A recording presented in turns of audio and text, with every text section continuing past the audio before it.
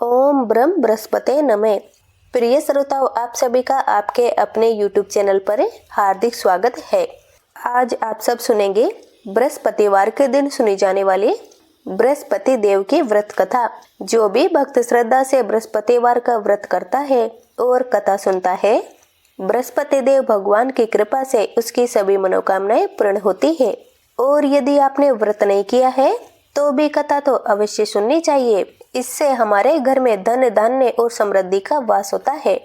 और कथा को अधूरी मत छोड़िएगा, क्योंकि आधी अधूरी कथा का पुण्य फल हमें प्राप्त नहीं होता है। इसलिए कथा को अंत तक अवश्य सुनिएगा। और बृहस्पति देव भगवान की कथा को लाइक करके कमेंट में बृहस्पति देव भगवान की जय अवश्य लिखिएगा। तो चलिए अब कथा की शुरुआत करते हैं। सभी प्रेम से बोलिए बृहस्पति देव भगवान की जय। प्राचीन कथा के अनुसार भारतवर्ष में एक प्रतापी और दानी राजा राज्य करता था। वह रोजाना गरीबों और ब्राह्मणों और असहाय लोगों की सहायता किया करता था, किंतु ये बात उसकी रानी को बिल्कुल भी अच्छी नहीं लगती थी। वह ना तो किसी गरीब को दान देती थी और ना ही भगवान का पूजन करती, और राजा से भी दान देने से मना करती थी। एक दिन की बात है, राजा तो अपने सैनिकों के साथ शिकार खेलने वन को चले गए थे। तभी रानी और दासी महल में अकेली थी। उसी समय बृहस्पति देव भगवान साधु के वेश में राजा के महल में भिक्षा लेने के लिए गए और उन्होंने रानी से भिक्षा मांगी। तो रानी ने उन्हें भिक्षा देने से इनकार कर दिया और कहने लगी, ए साधु महात्मा, मैं तो इस दान पुण्य से तंग आ गई हूँ। मेरा पति सारा धन लोगों में लुटाते रहता है। मेरी इच्छा है कि हमारा सारा धन नष्ट हो जाए, फिर ना रहेगा बांस और ना बजेगी बांसुरी। साधु ने कहा, देवी तुम तो बड़ी विचित्र हो। धन और संतान तो सभी लोग चाहते हैं, लक्ष्मी और पुत्र तो पापी के घर में भी होना ही चाहिए।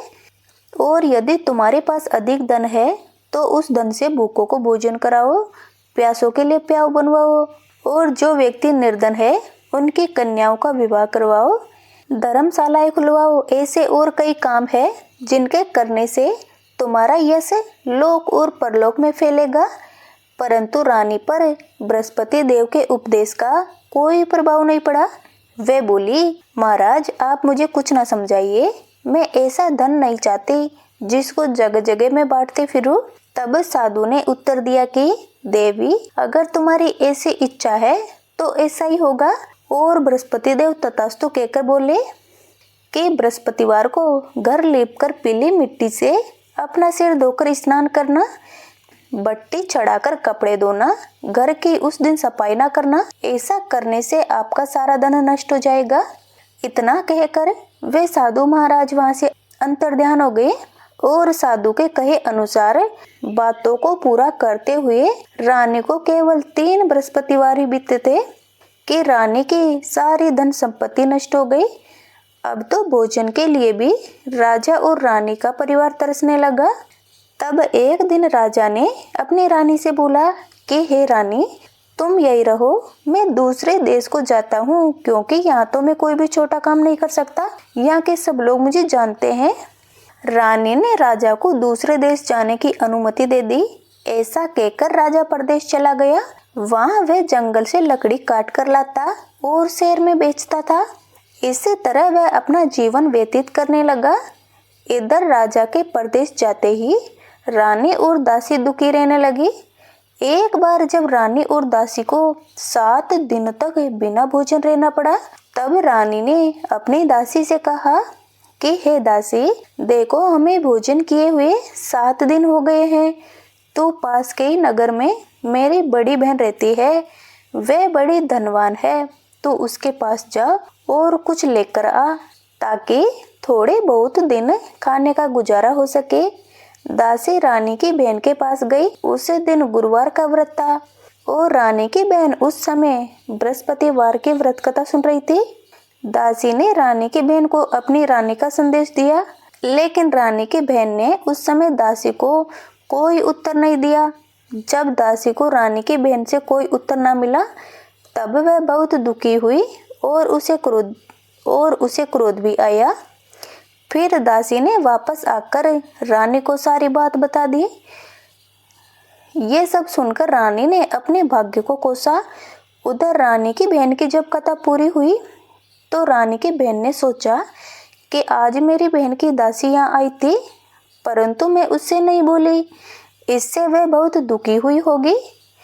फिर वह कथा सुनकर और पूजन समाप्त करके वह अपनी बहन के घर आई और कहने लगी, हे बहन, आज बृहस्पतिवार था और मैं बृहस्पतिवार की कथा कर रही थी। तुम्हारी दासी मेरे घर आई थी, परंतु जब तक कथा होती है तब तक ना ही बोलते हैं और ना ही उठते हैं, इसलिए मैं इससे नहीं बोली। फिर वे दासी से बोली, कहो दासी, तुम क्यों गई थी? रानी बोली, बहन, तुमसे क्या छुपाऊं, हमारे घर में खाने तक को अनाज नहीं था। ऐसा कहते कहते रानी रोने लग गई। उसने दासी समेत पिछले 7 दिनों से भूखे रहने की और राजा के दूसरे देश कमाने जाने की सारी बात अपनी बहन को बता दी। रानी की बहन बोली, देखो बहन, भगवान बृहस्पति सबकी मनोकामनाओं को पूर्ण करते हैं। अंदर जाकर देखो, शायद तुम्हारे घर में भी अनाज रखा हो। पहले तो रानी को विश्वास नहीं हुआ, पर बहन के आग्रह करने पर उसने अपनी दासी को अंदर भेजा तो उसे सचमुच अनाज से भरा एक घड़ा मिल गया। ये देखकर दासी को बड़ी हैरानी हुई। दासी रानी से कहने लगी, हे रानी, हमको जब भोजन नहीं मिलता तो हम व्रत ही तो करते हैं, इसलिए क्यों ना बृहस्पतिवार की व्रत और कथा की विधि पूछ ली जाए ताकि हम भी व्रत कर सके। तब रानी ने अपनी बहन से बृहस्पतिवार व्रत के बारे में पूछा। उसकी बहन ने बताया कि बृहस्पतिवार के व्रत में चने की दाल और मुनक्का से श्री विष्णु भगवान को केले की जड़ में पूजन करे तथा उसके नीचे दीपक जलाए और व्रत कथा सुने और पीला भोजन ही करे। इससे बृहस्पति देव प्रसन्न होते हैं। और फिर अपनी बहन को व्रत तथा पूजन विधि बताकर रानी की बहन अपने घर को लौट गई। उसके बाद 7 दिन के बाद जब गुरुवार आया तब रानी और दासी दोनों ने व्रत रखा और वे दोनों गुड़साल में जाकर चना और गुड़ लेकर आई। फिर उससे केले की जड़ तथा विष्णु भगवान का पूजन किया। अब दोनों सोचने लगी कि पीला भोजन कहाँ से आएगा। इस बात को लेकर दोनों बहुत दुखी थी, लेकिन उन दोनों ने व्रत किया था, इसलिए बृहस्पति देव उन दोनों से बहुत प्रसन्न थे। इसलिए वे एक साधारण व्यक्ति का रूप धारण करके उनके महल में आए और 2 थालों में सुंदर पीला भोजन दासी को देकर चले गए और बोले कि तुम और रानी ये भोजन कर लेना। भोजन पाकर दासी बहुत प्रसन्न हुई। फिर रानी के साथ मिलकर उन दोनों ने भोजन ग्रहण कर लिया। इसके बाद वे सभी गुरुवार को व्रत और पूजन करने लगे। बृहस्पति भगवान की कृपा से उनके पास फिर से धन संपत्ति आ गई, परंतु फिर से धन संपत्ति आने के बाद रानी फिर से पहले की तरह आलस्य करने लगी। ये देखकर दासी रानी से बोली, देखो रानी, तुम पहले भी इसी प्रकार आलस्य करती थी, तुम्हें धन के रखने में भी कष्ट होता है, इस कारण हमारा सभी धन नष्ट हो गया और अब जब भगवान बृहस्पति की कृपा से धन मिला है तो फिर तुम्हें आलस्य हो रहा है। रानी को समझाते हुए दासी ने कहा कि देखो रानी, बड़ी मुसीबतों के बाद हमने ये धन पाया है, इसलिए हमें दान पुण्य करना चाहिए, भूखे लोगों को भोजन कराना चाहिए और धन को शुभ कार्यों में खर्च करना चाहिए, जिससे तुम्हारे कुल का यश बढ़ेगा, तुम्हें स्वर्ग की प्राप्ति होगी और तुम्हारे पितृ प्रसन्न होंगे। दासी की बात मानकर रानी अपना धन शुभ कार्यों में खर्च करने लगी, जिससे पूरे नगर में उसका यश फैलने लगा। उधर एक दिन राजा दुखी होकर एक पेड़ के नीचे बैठ गया और वह अपनी दशा को याद करके व्याकुल होने लगा। उस दिन बृहस्पतिवार का दिन था। कुछ देर बाद राजा ने देखा कि निर्जन वन में एक साधु महात्मा प्रकट हुए। वे साधु वेश में स्वयं बृहस्पति देव भगवान थे। वे लकड़हारे के सामने आकर बोले, हे लकड़हारे, इस सुनसान जंगल में तू इतनी चिंता में क्यों बैठा है? तुझे क्या दुख है? लकड़हारे ने दोनों हाथ जोड़कर प्रणाम किया और उत्तर दिया, हे साधु महात्मा, आप तो सब कुछ जानते हैं, मैं और क्या कहूँ। ऐसा कहकर राजा रोने लगा और साधु को अपनी सारी बात बताई। साधु जी ने कहा कि तुम्हारी पत्नी ने बृहस्पतिवार के दिन बृहस्पति भगवान का निरादर किया है, जिसके कारण रुष्ट होकर उन्होंने तुम्हारी ये दशा कर दी है। लेकिन अब तुम चिंता मत करो, जैसा मैं कहता हूँ वैसा करो, तुम्हारे सब कष्ट दूर हो जाएंगे और भगवान तुम्हें पहले से भी अधिक धन संपत्ति देंगे। तुम बृहस्पतिवार के दिन कथा किया करो। 2 पैसे के चने मुनक्का लाकर उसका प्रसाद बनाओ और शुद्ध जल से लोटे में शक्कर मिलाकर अमृत तैयार करो। कथा के पश्चात अपने सारे परिवारजनों को और सुनने वाले प्रेमियों में अमृत व प्रसाद को बांटकर खुद भी ग्रहण करो। ऐसा करने से भगवान तुम्हारी सारी मनोकामनाएं पूर्ण करेंगे। साधु के ऐसे वचन सुनकर लकड़हारा बोला, हे भगवान, मुझे लकड़ी बेचकर इतना पैसा नहीं मिलता जिससे मैं भोजन भी कर सकूं और कुछ बचा भी सकूं।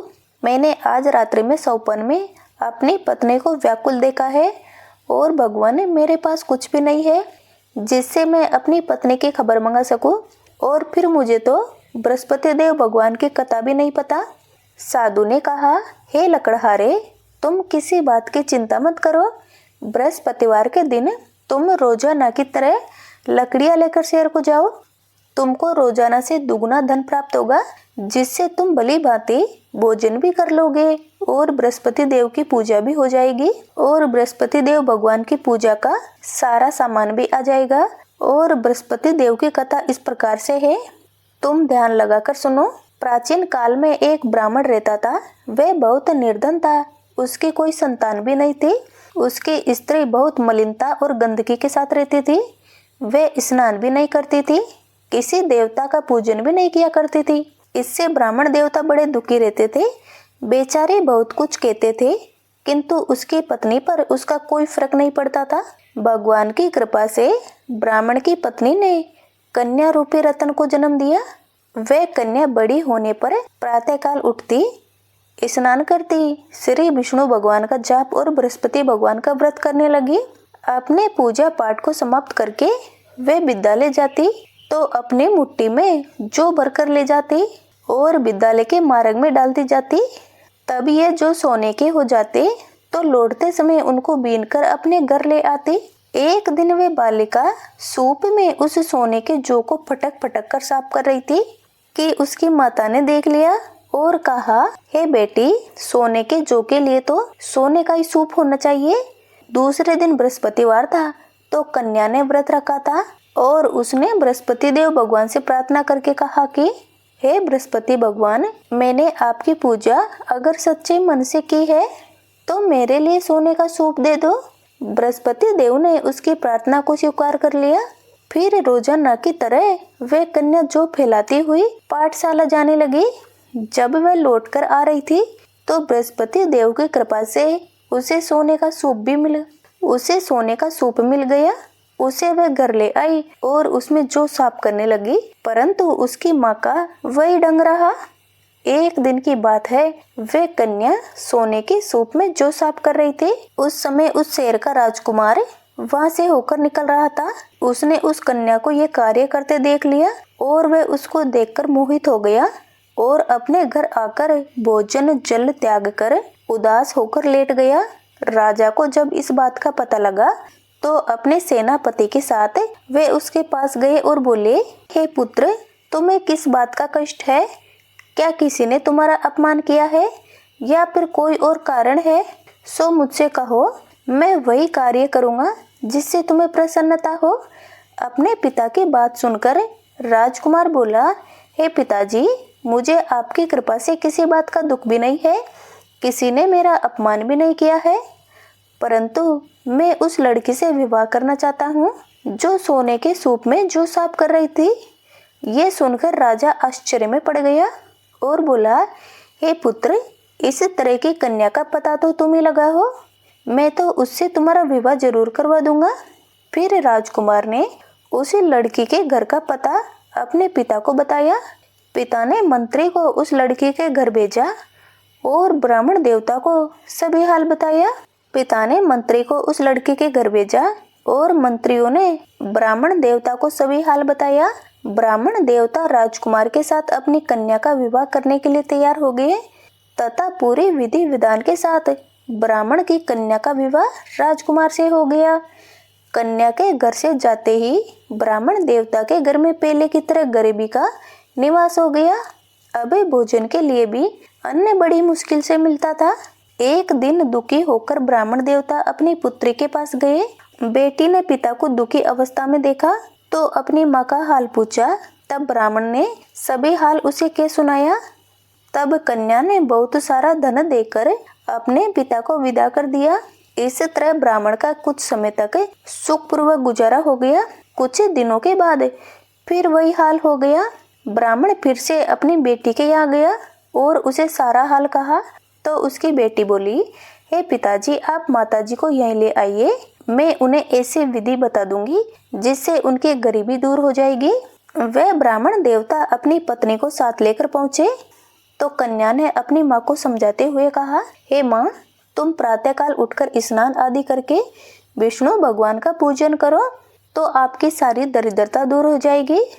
परंतु उसकी माँ ने अपनी बेटे की एक भी बात नहीं मानी और प्रातःकाल उठकर अपनी पुत्री और उसके बच्चों की जूठन को खा लिया। इससे उसकी पुत्री को उस पर बहुत गुस्सा आया।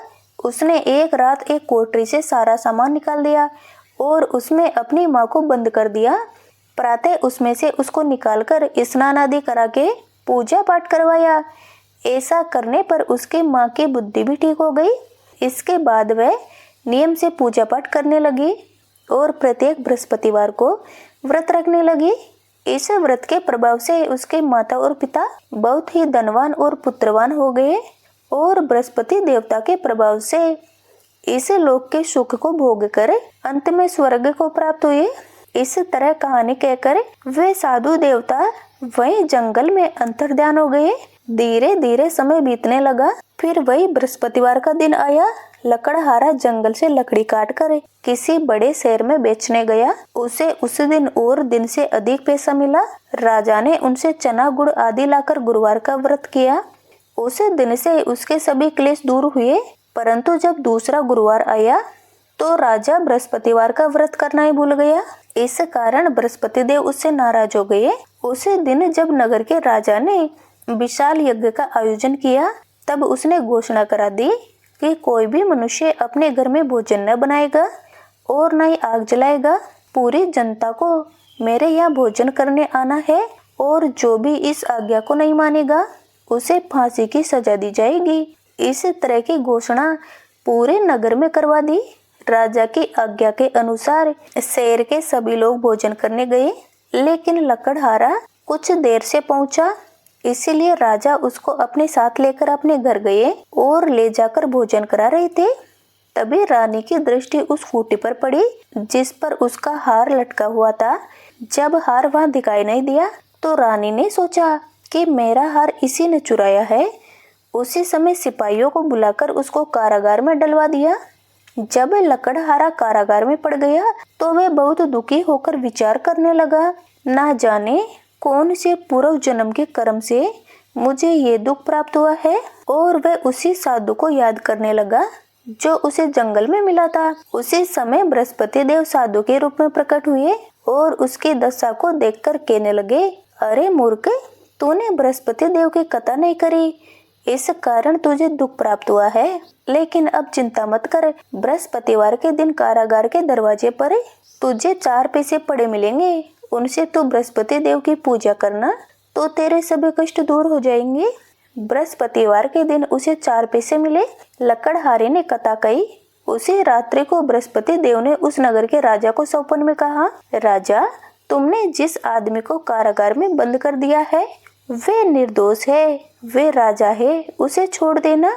और रानी का हार उसी खूंटी पर लटका है और अगर तूने ऐसा नहीं किया तो मैं तेरे राज्य को नष्ट कर दूंगा। इस तरह रात्रि के सपन को देखकर राजा प्रातःकाल उठा तो खूंटी पर हार देखकर लकड़हारे को बुलाकर क्षमा मांगी और लकड़हारे को योग्य सुंदर वस्त्र आभूषण देकर विदा कर दिया। बृहस्पति देव की आज्ञा के अनुसार लकड़हारा अपने नगर को चल दिया। राजा जब नगर के निकट पहुंचा तब उसने देखा कि नगर में पहले से अधिक बाग, तालाब, कुएं, धर्मशालाएं, मंदिर आदि बने हुए हैं। ये सब देखकर राजा ने पूछा कि ये बाग और मंदिर ये सब किसके हैं? तब नगर के सब लोग कहने लगे, ये सब तो रानी और दासी के हैं। तब राजा को बड़ा आश्चर्य हुआ और उसे थोड़ा गुस्सा भी आया। उधर जब रानी ने यह खबर सुनी कि राजा आ रहे हैं तब उन्होंने दासी से कहा, हे दासी, देख राजा हमको कितनी बुरी हालत में छोड़ के गए थे। हमारी ऐसी हालत देखकर कहीं राजा वापस न लौट जाए, इसलिए तू दरवाजे पर खड़ी हो जा। आज्ञा के अनुसार दासी दरवाजे पर खड़ी हो गई। तब राजा आए तो उन्हें दासी अंदर ले आई। तब राजा ने क्रोध करके अपनी रानी से पूछा कि ये सब धन तुम्हें कैसे प्राप्त हुआ? तब रानी ने कहा, हमें ये सब धन बृहस्पति देव के व्रत के कारण प्राप्त हुआ है। अब तो राजा ने निश्चय किया कि 7 दिन में तो सभी बृहस्पति देव का पूजन करते हैं, परंतु मैं प्रतिदिन दिन में 3 बार कहानी और व्रत किया करूंगा। अब तो हर समय राजा के दुपट्टे में चने की दाल बंधी रहती और दिन में 3 बार कहानी कहते। एक दिन राजा ने विचार किया कि चलो अपनी बहन के यहाँ जा आते हैं। इस तरह निश्चय करके राजा घोड़े पर सवार होकर अपनी बहन के यहाँ चल दिए। मार्ग में उसने देखा कि कुछ आदमी एक मुर्दे को लिए जा रहे हैं। उन्हें रोककर राजा कहने लगा, अरे भाइयों, मेरे बृहस्पति देव की कथा सुन लो। वे बोले, लो, हमारा तो आदमी मर गया है और इसको कथा सुनाने की पड़ी है। परंतु कुछ आदमी बोले, अच्छा कहो, हम तुम्हारी कथा भी सुन लेंगे। राजा ने दाल निकाली और कथा कहने लगा। जब कथा आधी हुई तो मुर्दा हिलने लगा और जब कथा पूरी हो गई तब राम राम करके वे उठ खड़ा हुआ। आगे मार्ग में राजा को किसान खेत में हल चलाता हुआ मिला। तब राजा ने उसे देखकर बोला, अरे भाई, तुम मेरी बृहस्पतिवार की कथा सुन लो। किसान बोला, जब तक मैं तेरी कथा सुनूंगा तब तक 4 हरैया जोत लूंगा। जा अपनी कथा किसी और को सुनाना। इस तरह राजा आगे चलने लगा। राजा के चलते ही किसान के बैल पछाड़ खाकर गिर गए और किसान के पेट में बड़ी जोर से दर्द होने लगा। उसी समय उसकी माँ रोटी लेकर आई। उसने ये सब देखा तो अपने बेटे से पूछा और बेटे ने सभी हाल कह दिया।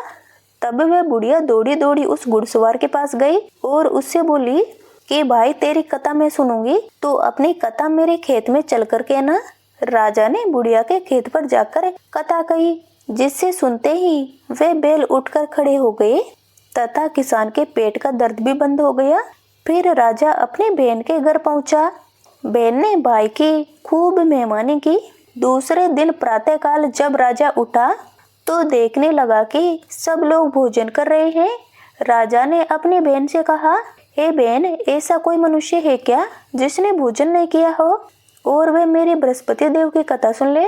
तो बहन बोली, भैया, ये देश ऐसा ही है, यहाँ तो पहले भोजन करते हैं और बाद में अन्य कार्य करते हैं। अगर कोई पड़ोस में हो तो मैं देख के आती हूँ। ऐसा कहकर वे देखने चली गई, परंतु उसे कोई भी नहीं मिला जिसने भोजन नहीं किया हो।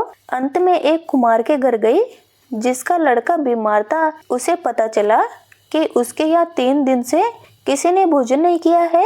रानी ने अपने भाई की कथा सुनने के लिए कुमार से कहा तो वह तुरंत तैयार हो गया। राजा ने जाकर बृहस्पतिवार की कथा कही, जिसको सुनकर उसका लड़का ठीक हो गया। अब तो राजा की खूब प्रशंसा होने लगी। एक दिन राजा ने अपनी बहन से कहा, हे बहन, अब हम अपने घर चलते हैं, तुम भी तैयार हो जाओ। राजा की बहन ने अपनी सास से कहा। तब उसकी सास ने कहा, तू चली जा, लेकिन अपने लड़कों को मत ले जाना, क्योंकि तेरे भाई के अभी कोई संतान नहीं है। बहन ने अपने भाई से कहा, भैया, मैं तो चलूंगी, लेकिन मेरे बालक नहीं चलेंगे। तब राजा बोला, जब कोई बालक ही नहीं चलेगा तब तुम भी क्या करोगे? फिर बड़े दुखी मन से राजा अपने नगर को लौट आया।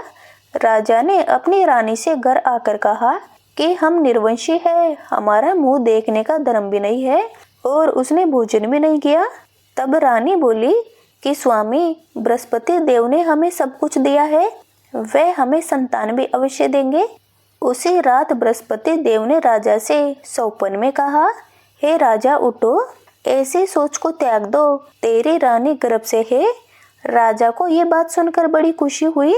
फिर 9वें महीने रानी के गर्भ से एक सुंदर पुत्र पैदा हुआ। तब राजा रानी से बोला, रानी, स्त्री बिना भोजन के रह सकती है पर बिना कहे नहीं रह सकती। जब मेरी बहन यहाँ आएगी तब तुम उससे कुछ भी मत कहना। रानी ने सुनकर हाँ कर दिया।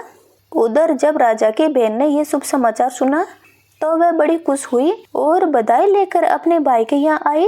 तभी रानी ने कहा, घोड़ा चढ़कर तो नहीं आई, गधा चढ़कर आई है। राजा की बहन बोली, भाभी, मैं इस प्रकार न कहती तो तुम्हें संतान कैसे मिलती। बृहस्पति देव ऐसे ही है, जैसे जिसके मन में कामनाएं होती है वे सभी को पूर्ण करते हैं। जो श्रद्धा पूर्वक बृहस्पतिवार का व्रत करता है एवं कथा सुनता है अथवा दूसरों को सुनाता है, बृहस्पति देव उसकी सभी मनोकामनाएं पूर्ण करते हैं। बृहस्पति देव उनकी सदैव रक्षा करते हैं। जो संसार में श्रद्धा से और सच्चे हृदय से बृहस्पति देव का पूजन करते हैं उनकी सभी मनोकामनाएं उसी प्रकार पूर्ण होती है जैसे राजा और रानी ने बृहस्पति देव की कथा का गुणगान किया। उनकी सभी इच्छाएं बृहस्पति देव ने पूर्ण की। हे बृहस्पति देवता, जैसे राजा और रानी को फल दिया वैसे ही सभी को देना। कथा कहते, सुनते और हुकार भरते सभी पर अपनी कृपा बनाए रखना। बोलिए बृहस्पति देव भगवान की जय, विष्णु भगवान की जय। अब सुनिए बृहस्पति देवता की आरती। ओम जय बृहस्पति देवा, स्वामी जय बृहस्पति देवा, छिन्न छिन्न भोग लगाऊं कदली फल मेवा। ओम जय बृहस्पति देवा, तुम पूर्ण परमात्मा, तुम अंतर्यामी, स्वामी तुम अंतर्यामी। जगत पिता जगदीश्वर, जगत पिता जगदीश्वर, तुम सबके स्वामी। ओम जय बृहस्पति देवा। चरणामृत निज निर्मल, सब पातक हरता, स्वामी सब पातक हरता। सकल मनोरथ दायक, सकल मनोरथ दायक, कृपा करो भरता। ओम जय बृहस्पति देवा। तन मन धन अर्पण कर जो जन शरण पड़े, स्वामी जो जन शरण पड़े। प्रभु प्रकट तब हो कर, प्रभु प्रकट तब हो कर, आकर द्वार खड़े। ओम जय बृहस्पति देवा। दीन दयाल दयानिधि, भक्तन हितकारी, स्वामी भक्तन हितकारी। पाप दोष सब हरता, पाप दोष सब हरता, बहु बंधन हारी। ओम जय बृहस्पति देवा। सकल मनोरथ दायक, सब संशय तारो, स्वामी सब संशय तारो। विषय विकार मिटावो, विषय विकार मिटावो, संतन सुखकारी। ओम जय बृहस्पति देवा। जो कोई आरती तेरी प्रेम सहित गावे, स्वामी प्रेम सहित गावे, सब आनंद बंद सो निश्चय पावे। ओम जय बृहस्पति देवा, ओम जय बृहस्पति देवा, स्वामी जय बृहस्पति देवा। छिन्न छिन्न भोग लगाऊं कदली फल मेवा। ओम जय बृहस्पति देवा। बोलिए सभी बृहस्पति देव भगवान की जय।